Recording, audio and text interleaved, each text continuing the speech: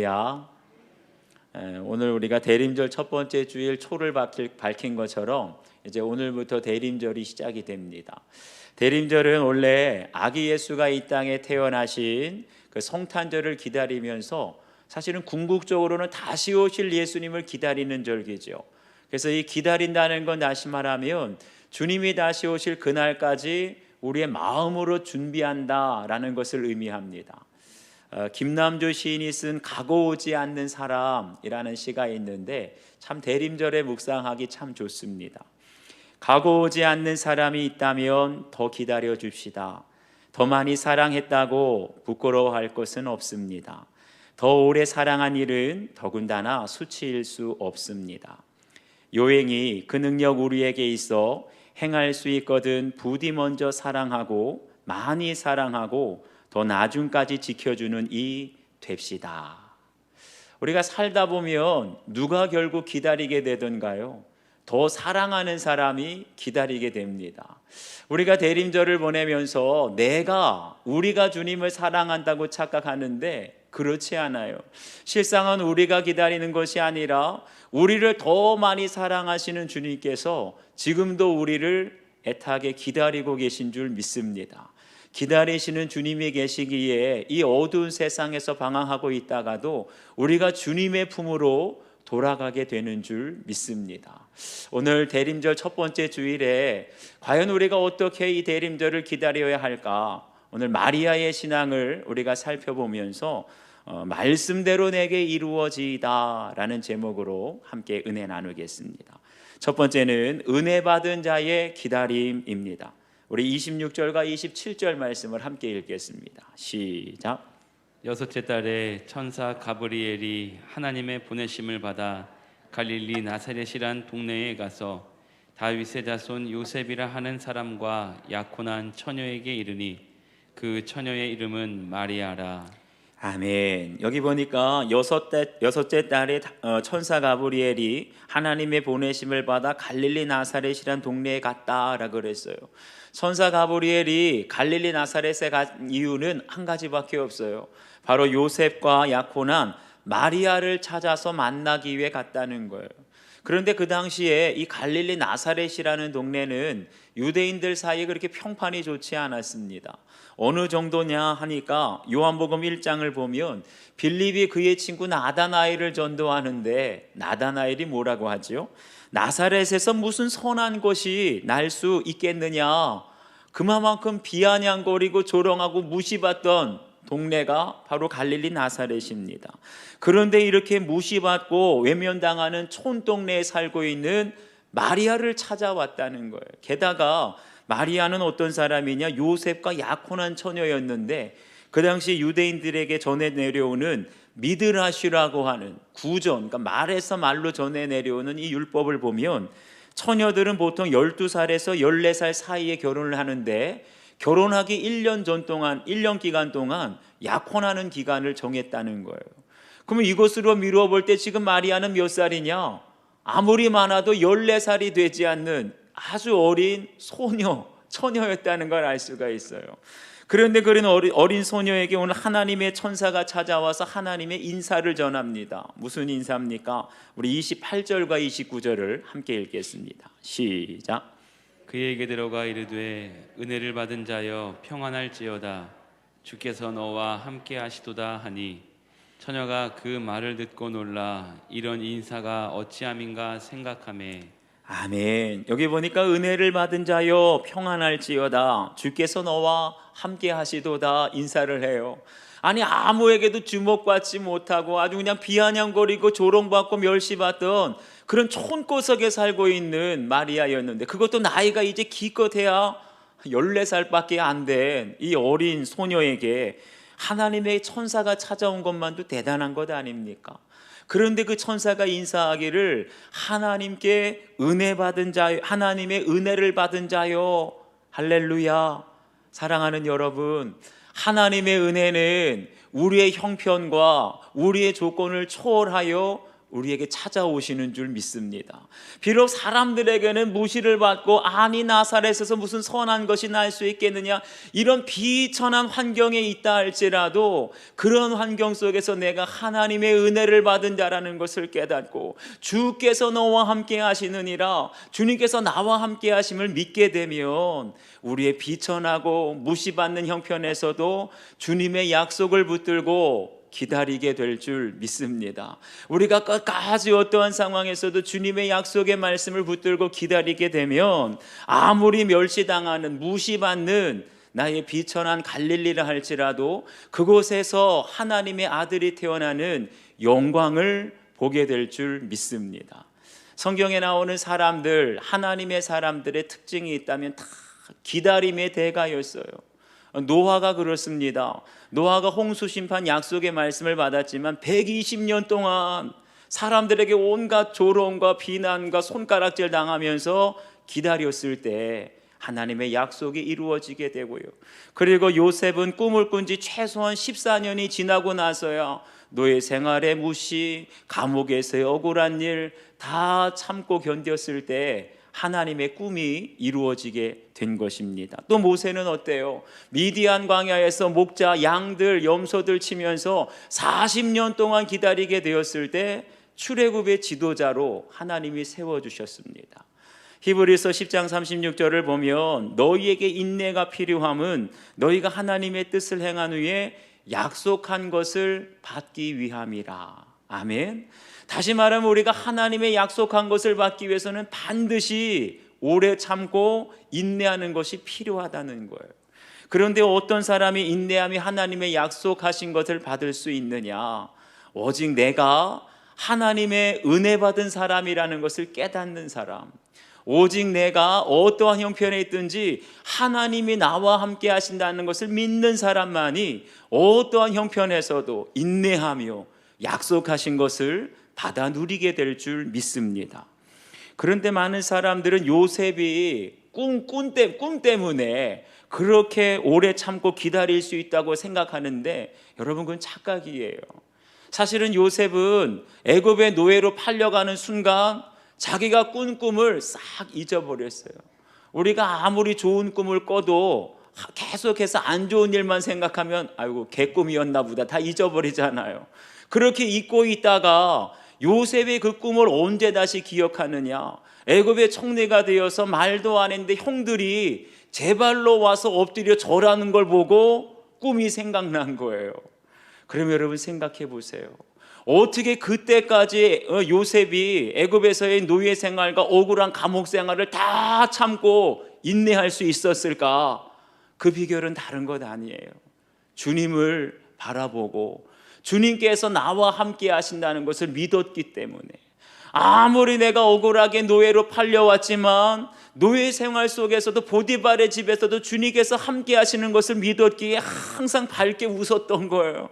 그러니까 그 모습을 보고 보디발이 집안의 총무로 세우게 되었고 감옥에서도 비록 억울하게 감옥에 갇혔지만 주님께서 나와 함께 하신다, 내가 주님의 은혜 받은 자다, 이 믿음이 있었기에 감옥의 간수가 모든 것들을 요셉에게 맡기게 된 줄 믿습니다. 주님이 나와 함께 하신다는 이 믿음을 가지고 내가 은혜 받은 자라는 것을 깨닫고 모든 노예 생활과 감옥 생활을 참고 인내하게 되었을 때 마침내 하나님의 꿈이 이루어지게 된 줄 믿습니다. 여러분 저희들에게도 누구나 할 것 없이 다 억울하고 무시당하는 상황이 있어요. 때로는 돈 없다고 무시당하고 학벌 때문에 능력 없다고 실력 없다고 직장에서 무시당하고 때로는요 빽 없다고 집안이 별 볼일 없다고 무시당할 때도 있습니다. 저도 사실은 오랫동안 무시당하는 환경 속에 살아왔어요. 어린 학창 시절에는 돈 없다고 빽 없다고 선생님한테도 무시당하고 제가 어렸을 때는 아주 치맛바람이 심할 때였습니다. 뭐라도 하나 가지고 오면 선생님들이 벌써 눈빛이 달라지는데 저희 어머니는 초등학교, 중학교 졸업할 때까지 단 한 번도 학교를 오신 적도 선생님들을 만난 적도 없어요. 그러니까 돈 없다고 빽 없다고 무시당하고 전도사 시절에는 실력 없다고 늘 실수한다고 또 아는 인맥도 없다고 무시당하고 또 사회에 나와보니까 그렇게 돈 없다고 사회는 그냥 가난하면 무시를 당하더라고요. 그런 무신당하는 상황에서도 시절을 이겨내고 제가 어떻게 오늘 이 자리까지 오게 되었느냐, 그때마다 기억났던 말씀 한 가지가 있어요.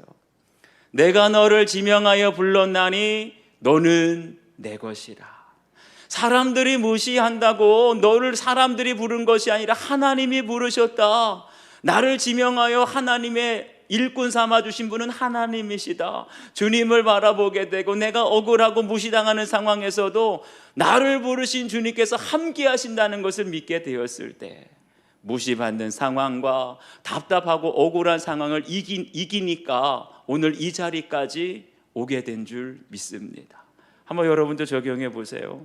여러분이 무시당하는 환경은 무엇입니까? 돈 때문입니까? 학벌 때문입니까? 아니면 출신 때문에 무시당하십니까? 나의 초라한 환경에도 내가 하나님께 은혜 받은 자임을 믿고 여러분 약속을 기다리고 계십니까? 적용해 보세요. 두 번째는 불가능을 가능으로 바꾼 기다림입니다. 31절 말씀을 보면 보라 네가 잉태하여 아들을 낳으리니 그 이름을 예수라 하라. 가브리엘 천사가 잉태할 것뿐만 아니라 앞으로 낳게 될 그 아들의 이름까지 가르쳐 줍니다. 그런데 그 예수라는 이름은 자기 백성을 그들의 죄에서 구원할 자라는 뜻이에요. 그리고 마리아가 낳게 될 그 아들은 지극히 높으신 하나님의 아들이라 일컬어지고 다윗의 왕위를 이어 야곱의 집안을 다스릴 것이다 예언을 해요. 그럼 이런 말을 듣고 마리아가 기뻐할 줄 알았는데 마리아가 어떻게 반응합니까? 우리 34절과 35절을 함께 읽겠습니다. 시작. 마리아가 천사에게 말하되 나는 남자를 알지 못하니 어찌 이 일이 있으리이까? 천사가 대답하여 이르되 성령이 내게 임하시고 지극히 높으신 이의 능력이 너를 덮으시리니 이러므로 나실 바 거룩한 이는 하나님의 아들이라 일컬어지리라. 아멘. 이런 축복의 예언을 듣고 마리아가 뭐라고 말하냐? 마리아가 천사에게 말하되 나는 남자를 알지 못하니 어찌 일이 있으리까? 여러분 처녀가 아들을 임신한다는 이게 기쁜 소식이에요? 두려운 소식이에요? 처녀가 아기를 잉태하게 되면은요, 이건 돌에 맞아 죽을 일입니다. 두려울 일이에요. 그러니까 말도 안 된다는 뜻이죠. 그러면서 마리아는 자기가 남자를 알지 못하는 처녀, 즉 동정녀임을 강조하고 있어요. 지금 내가 남자를 알지 못하고 남자의 손도 잡아본 적이 없는데 나 같은 처녀가 어떻게 아들을 낳습니까? 이거 돌 맞아 죽을 일입니다. 더군다나 나는 사람들이 다 무시하고 손가락질하는 저 갈릴리 출신의 비천한 소년데 14살밖에 안 된 비천한 처녀인데 어떻게 지극히 높으신 하나님의 아들을 저 같은 처녀가 잉태할 수 있겠습니까? 말이 안 됩니다. 반문하는 거예요. 여러분, 이게 정상적인 사람 같으면 당연한 반응 아니겠습니까? 우리에게 최소한의 상식과 지성이 있다면 누구라도 할 것 없이 마리아처럼 이런 일들은 처녀가 잉태하는 것은 있어서도 안 되고 절대로 있을 수 없는 일입니다. 도저히 불가능한 일입니다. 이게 당연한 거지요. 그런데 이 말을 듣고 천사가 마리에게 뭐라고 말합니까? 천사가 대답하여 이르되 성령이 내게 임하시고 지극히 높으신 이의 능력이 너를 덮으리니. 이 무슨 말이에요? 다시 말하면 너에게 말한 이 일은 사람의 힘으로도 안 되고 능으로도 안 되고 오직 성령이 너에게 임하시고 지극히 높으신 하나님의 능력이 너를 덮을 때, 그럴 때 인간의 불가능이 하나님의 가능으로 바뀌어지게 될 것이다. 아멘. 사람의 지성과 상식으로는 도저히 불가능하지만 하나님의 능력이 너에게 임하게 될 때 우리의 지성과 상식을 뛰어넘는 전능하신 하나님의 능력이 너희에게 나타나게 될 것이다. 아멘. 여러분, 기다림도 마찬가지예요. 기다림도 우리의 힘과 능력으로 할 수 있는 것이 아니에요. 오직 주님을 바라보게 될 때 하루하루 주님과 동행하는 삶을 통하여서 마침내 우리가 약속하신 것을 이루어질 때까지 기다리게 되는 줄 믿습니다. 그래서 베드로후서 3장 9절을 보면 주의 약속은 어떤 이들이 더디다고 생각하는 것 같이 더딘 것이 아니니라. 약속의 말씀을 붙들고 신앙생활 하면서도 약속이 더디다고 생각하는 사람이 많이 있다는 거예요. 간혹 가다가 성도님들 중에 너무나 답답해서 저를 찾아오는 분들이 계세요. 목사님, 도대체 언제까지 기다려야 돼요? 제가 자꾸 기다리라 그러니까 언제까지 기다려야 돼요? 저는 이제 도저히 못 기다리겠어요. 여러분, 목사에게 이 말을 하기 전까지 하나님께는, 주님께는 이런 말을 얼마나 많이 했겠습니까? 하나님, 저 도대체 언제까지 기다려야 되죠? 지금까지 남편을 위해서 수십 년, 지금까지 시댁을 위해서, 자녀들을 위해서 그렇게 참고 인내했는데 이제 더는 못 기다리겠어요. 저 지쳤어요. 못 기다리겠어요. 이런 말, 이런 기도가 나오지 않습니까? 이런 기도가 우리의 입에서 나온다는 것은 무슨 뜻이죠? 내 힘으로, 내 의지대로 힘들고 어려울 때마다 바늘로 허벅지 찔러가면서 억지로 참고 기다리는 사람은 하나님의 약속이 더디 이루어진다고, 더 이상 내가 기다리지 못하겠다고 이런 말이 나오게 됩니다. 그런데 여러분 보세요. 우리가 알아야 될 것은 갈라디아서 5장 22절을 보면 성령의 9가지 열매가 나오는데 그 중에 오래 참음이라는 이 열매는 참 독특합니다. 그 외에 8가지 열매, 사랑과 희락과 화평과 자비와 양선과 충성과 온유와 절제, 이 8가지 열매는 사실은 오래 참음의 열매가 없이는 도저히 불가능한 거예요. 사랑도 오래 참아야 열매를 맺게 돼요. 희락도 화평도 자비도 양성도 충성 다 사실은 오래 참음이 없이는 그 어떤 것도 받을 수가 없지요. 출애굽기를 보면 모세가 시내산에 올라갔을 때 이스라엘 백성들이 40일을 기다리지 못하고 도저히 모세가 살았는지 죽었는지 알지 못하겠노라. 그러니까 뭘 만들지요? 금송아지 만들어서 음란하게 우상 숭배하다가 결국은 하나님의 무서운 진노를 받게 됩니다. 며칠을 못 기다렸다고요? 40일을 참지 못하고 40일을 기다리지 못했기에 하나님의 무서운 진노를 받는 거예요. 여러분 보세요. 오래 참음이라는 이 성령의 열매는 우리가 그냥 5만 가지 인상을 쓰면서 힘들고 어려워도 그냥 악을 쓰면서 억지로 내가 그냥 꼭 참겠다, 여러분 그런 거는 성령의 열매가 아니에요.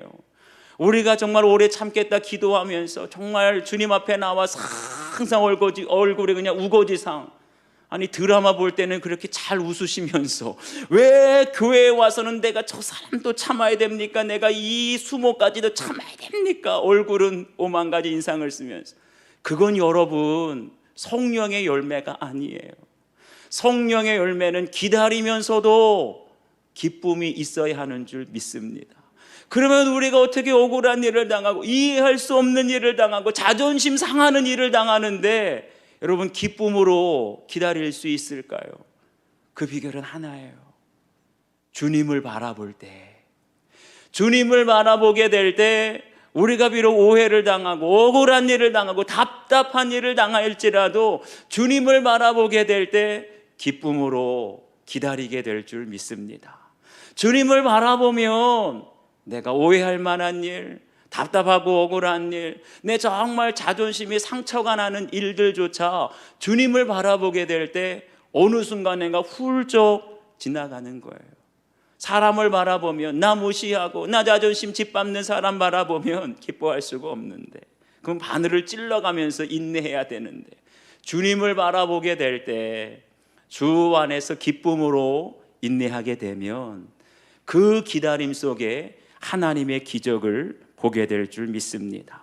오늘 마리아에게 성령이 내게 임하시고 지극히 높으신 하나님의 능력이 너를 덮으리라, 이 말씀은 다른 것 아니에요. 네 힘과 능으로는 하나님의 일 볼 수 없다. 네 의지와 감정으로는 온전히 오래 참고 인내할 수 없다. 내 생각과 감정을 다 내려놓고 주님을 바라보라는 거예요. 성령의 능력을 의지하고 전능하신 하나님을 바라보게 될 때 그 기다림 속에서 답답하고 어려운 일을 당했지만 주님을 바라보게 될 때 주님께서 기쁨을 주실 것이고, 그 기쁨으로 끝까지 인내하게 되면 처녀가 잉태하는 일도, 물이 포도주로 변하는 일도, 불가능한 일들이 가능하게 되어지는 역사도 이 성탄절을 통하여 보게 될 줄 믿습니다. 한번 여러분 적용해 보시기를 바라요. 내가 불가능하다고 생각했던 일이 여러분 가능하게 된 적이 있습니까? 한번 묵상해 보시고, 도대체 언제까지 내가 기다려야 하나요? 더 이상 못 기다리겠어요. 못 참겠어요. 이렇게 기도하고 있는 것은 무엇입니까? 혹시 자녀 문제 때문입니까? 물질 문제 때문입니까? 부부관계 때문입니까? 여러분들이 도저히 못 기다리겠다고 생각하는 것이 무엇인지 적용하면서 내가 정말 내 의지대로 생각대로 참고 기다리려고 하는지, 주님을 바라보면서 기다리고 있는지 한번 적용해 보시길 바랍니다. 마지막 세 번째는 순종하는 사람들에게 응답된 기다림입니다. 우리 36절부터 38절까지 함께 읽겠습니다. 시작. 보라, 내 친족 엘리사벳도 늙어서 아들을 배었느니라. 본래 임신하지 못한다고 알려지니가 이미 6달이 되었나니 대저 하나님의 모든 말씀은 능하지 못하심이 없느니라. 마리아가 이르되 주의 여종이오니 말씀대로 내게 이루어지이다 하매 천사가 떠나가니라. 아멘. 여기 보니까 대저 하나님의 모든 말씀은 능하지 못하심이 없느니라. 하나님의 말씀은 전능한 능력이 있는 줄 믿습니다. 그 증거가 뭐냐? 바로 마리아의 친족이었던 엘리사벳이 늙어서 임신한 것이 그 증거라는 거예요. 엘리사벳이 어떤 사람이냐? 이 사라처럼 본래 임신하지 못한다고 알려진 사람이었다는 거예요. 사라가 어떤 상황에 있었죠? 나이가 많아서 경수가 끊어졌어요. 그러니까 여자의 몸으로는 도저히 임신할 수 없는 상태였는데, 그런 사라가 임신한 것처럼 오늘 엘리사벳도 도저히 임신할 수 없다고 하는 사람이 임신하게 된 것은 무엇이라고요? 능하지 못하심이 없는 하나님의 말씀의 능력이다. 바로 그 증거가 엘리사벳이 임신이라는 거예요. 그런데 이걸 누가 가장 잘 알고 있느냐? 그의 친족이었던 마리아가 이 모든 상황을 너무나 잘 알고 있기 때문에 그런 천사의 말을 듣고 마리아가 고백을 해요. 주의 여종이오니 말씀대로 내게 이루어지이다. 아멘. 여기 바로 마리아의 자아 정체성이 있어요. 나는 주님의 여종일 뿐입니다. 여기서 여종이라는 말은 다시 말하면 주인이 무엇을 시키든지 결코 거역할 수 없는 하녀라는 뜻이에요. 그러니까 지금까지는 내 생각대로 내 상식과 내 지성을 가지고 도저히 불가능해, 이건 일어날 수 없는 일입니다, 그렇게 생각했는데, 그런 생각과 상식을 내려놓고 이제는 무슨 말씀을 하시든지 그 말씀대로 순종하겠습니다. 철저히 마리아의 마음을 주님께 드리고 순종하겠다는 거예요. 마치 가나의 혼인잔치에서 하인들이 예수님께 너희에게 무슨 말씀을 하시든지 그대로 하라, 이렇게 철저히 주님 앞에 마음을 드리고 내가 순종하기로 결단하게 될 때, 그럴 때 말씀대로 이루어지는 역사, 처녀가 잉태하게 되는 역사, 물이 포도주로 변하는 역사가 나타나게 될 줄 믿습니다. 사랑하는 여러분, 하나님은 전능하신 하나님이신 줄 믿습니다. 그런데 능하지 못하심이 없는 하나님도 못하는 것이 한 가지 있어요. 그게 뭐냐 하면, 사람의 마음만큼은 우리 하나님도 어쩔 수가 없어요. 예전에 한번 예수 동행일기 세미나를 듣는데 유기성 목사님에게 들었던 얘기입니다. 목사님이 간혹 교회에서 제자 훈련을 하다가 성도들에게 지갑을 한번 꺼내보라고 이렇게 질문을 한답니다. 그러면 성도들이 다 이게 만약 반신반의하면서, 우리 한국 사람들이 똑똑하잖아요. 눈치를 딱 채요. 이 지갑을 꺼낸다는 게 무슨 뜻이냐. 그러면서 목사님이 이 지갑이 누구 것입니까? 이렇게 질문하면 10중 8구 10명에 8명 9명은 하나님의 것입니다 대답을 한대요. 그런데 꼭 한두 명은 손을 바들바들 떨면서 끝까지 대답을 못한다는 거예요. 오늘따라 내가 왜 이렇게 돈을 많이 가져왔을까? 그러면서 대답을 못해요. 그 목사님이, 아니 지갑은 그냥 넣으세요. 그러면 다들 후다닥 그냥 넣는다는 거예요. 혹시 목사님 마음 바뀌면 안 되니까. 그리고 나서 또 질문을 한답니다. 여러분 통장 있으시죠? 통장에 돈은 누구 겁니까? 그러면 사람들이 다 사색이 된다는 거예요. 지갑은 하나님의 것인데 통장은 또 수준이 다르잖아요. 그러니까 다들 묵비권을 행사하면서 10명 중에 7, 8명, 9명은 아무도 입을 그냥 아주 꼭 다물면서 정신 바짝 차려야 된다, 이러다가 실수로라도 주님의 것입니다 했다가는 큰일 나니까 그냥 아주 그냥 입을 꼭 다문다는 거예요. 여러분, 이게 다 어리석은 생각 아닙니까? 아니, 우리가 주님의 것이라고 대답하면 우리의 지갑도 통장도 주님의 것이 되고, 우리가 대답을 안 하면 뭐 내 것이 됩니까? 그렇지 않잖아요. 지갑의 돈도 통장의 돈도, 아니 우리가 비자금으로 몰래 숨긴 것도 다 하나님의 것인 줄 믿습니다.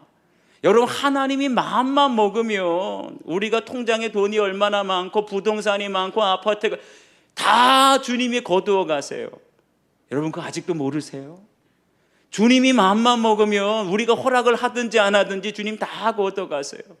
그런데 왜 이것이 누구 것이냐, 왜 우리에게 물으실까요? 그건 다른 것 아니에요. 하나님은 우리의 재산도 우리의 건강도 다 거두어 가실 수 있는 분이세요. 심지어는 우리의 생명도 우리의 자녀들조차도 마음만 먹으면 다 거두어 가세요. 그런 하나님이 딱 한 가지, 우리의 마음만큼은 어쩌실 수가 없어요. 내가 마음을 드리지 않으면. 그런데 내 마음을 주의 여종이오니 마리아처럼 우리가 주님께 드리기로 결단하고, 무슨 말씀을 하시든지 순종하겠습니다, 순종하기로 결단하게 될 때 주님은 우리의 모든 것을 바꾸어 주시는 줄 믿습니다. 불가능한 것이 가능하게 되는 거예요. 주님 무슨 말씀을 하시든지 따르겠습니다, 내 마음을 드리겠습니다, 나는 주님의 종입니다. 그렇게 하게 될 때 주님께 바치는 것이 기뻐지게 되고, 주님을 순종하면서 당하게 되는 고난이 오히려 기쁨이 되는 줄 믿습니다. 그럴 때 처녀가 잉태하는 것이 전혀 이상하지 않고 말씀대로 이루어지는 역사를 우리가 이 성탄절을 통해 보게 될 줄 믿습니다. 주님의 말씀에 순종하여 절대 믿지 않을 것만 같았던 시부모님이 구원의 열매를 거두게 되었다는 한 성도님의 큐티인 간증입니다. 권사님이셨던 친정어머니는 불신 집안에 시집가는 저를 극구 반대하셨지만, 저는 딸처럼 대해주시는 시어머니, 불교 신자예요. 시어머니를 보며 제 고집대로 결혼했습니다. 하지만 결혼 후 모태 신앙인이었던 저에게 시부모님이 다니던 절에 큰 스님에게 인사를 드려야 하니 너 한복 입고 준비해라, 이 말씀에 저는 아연실색했고, 효자인 남편이 난생 처음으로 부모님의 요청을 거절하면서 집안에 큰 싸움이 일어났습니다. 대충 분위기가 이해되시죠? 얼마나 살벌하고 안 좋았겠어요. 그 후로는 시부모님에게 전화만 해도 심장이 두근거리고 손이 떨릴 정도로 시부모님이 무섭고 두려웠습니다. 그러다가 딸 둘을 낳고 나름 행복한 시간을 보내고 있을 즈음 남편이 갑작스럽게 교통사고로 소천했습니다. 그 사건으로 저는 주님을 인격적으로 만나게 되었고, 그 뒤로 이상할이 많지 시부모님의 영혼이 불쌍히 여겨져서 함께 예배드리며 기도하게 되었습니다. 그런데 지금 와서 돌아보니 시부모님은 남편의 소천 사건에서 단 한 번도 며느리인 저를 원망하지 않으셨고, 무엇보다 대대로 믿어온 종교 불교까지 버리고 교회에 나오신 것은 그야말로 기적 중의 기적입니다. 제 평소에 성정이나 편견에 머물러 있었다면 시어머니가 무섭고 전화만 해도 심장이 떨리고 이런 편견에 머물러 있었더라면 피해의식에 사로잡혀 시댁과는 2번 다시 교류하지 않았을지도 모릅니다. 그러나 시부모님에게 받은 크고 작은 상처들을 주님이 만져주셨기에 마리아처럼 주의 여종이오니 라는 고백과 함께 말씀대로 순종하여 저의 완악한 마음을 회개하고 시부모님에게 복음을 전할 수 있었습니다. 아버님이 지병으로 소천하신 후 어머님은 지금 저와 같은 교회에 출석하고 계십니다. 할렐루야죠. 예수님이 제 항아리에 담긴 회개와 순종의 물을 구원의 포도주로 바꿔주신 것을 감사하며 앞으로도 지체들과 함께 이 기적을 나누고 누리기를 소망합니다. 이분의 적용은 혼자 사시는 어머니에게 자주 전화드리고 찾아가서 맛있는 식사로 섬기겠습니다 입니다. 여러분이 간증을 들으면서 무슨 생각 드세요? 다 우리 가정에서 충분히 일어날 수 있는 일이죠. 시어머니가 무서우면 전화만 걸 생각을 해도 손이 떨려요. 심장이 두근두근거리고 우황청심만 먹는 분들도 계세요. 그랬던 시어머니였는데 어떻게 바뀌게 되었지요? 주의 여종이오니 말씀대로 순종하게 되니까 다른 사람은 몰라도 우리 시어머니 절대로 교회 나오실 분이 아니야, 절 섬기는 분이죠 했던 그런 불가능한 일들이 말씀대로 순종하게 되니까 아무런 불평 없이 시어머니와 함께 교회 나오게 되고 예배드리는 기적이 나타나게 된 줄 믿습니다. 그런 기적이 나타나는 절기가 성탄절이에요. 여러분 마지막으로 적용해 보세요. 말씀대로 믿고 순종하는 것을 가로막는 나의 의심이나 두려움은 무엇입니까? 우리 시부모님은 절대 안 돼, 우리 남편은 절대 안 돼 하는 그런 의심이 있습니까? 말씀대로 이루어지게 해달라고 내가 하나님께 순종해야 할 것은 무엇인지 여러분 각자 적용해 보십시오. 기도하겠습니다. 아버지 하나님, 오늘 대림절 첫 주일에 우리가 성탄을 기다리고 주님의 다시 오심을 기다리면서 어떻게 기다려야 할지 마리아의 신앙을 통하여 말씀하여 주시니 감사합니다. 마리아에게도 무시받는 형편이 있었고 멸시받는 상황에 있었지만 그런 무시받는 형편 속에서도 내가 하나님의 은혜 받은 자다, 주님께서 나와 함께 하신다, 이 믿음을 갖게 되었을 때 무시받는 상황 속에서도 끝까지 인내하며 참게 된 줄 믿습니다.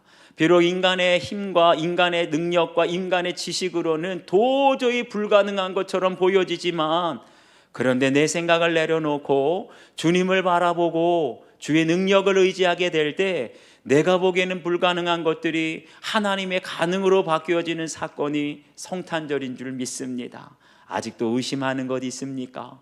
주님을 바라봄으로 주님과 함께 이 대림절을 잘 기다릴 수 있도록, 그래서 약속하신 것을 받아 누리는 우리 모든 성도님들 되게 하여 주시옵소서. 오직 순종함으로 나아가게 될 때 지금까지 편견과 의심을 가지고 불가능한 것처럼 여겨지던 사건들이 이 대림절과 성탄절을 통하여 하나님의 가능으로 바뀌어지는 기적과 역사를 볼 수 있도록 도와주시옵소서.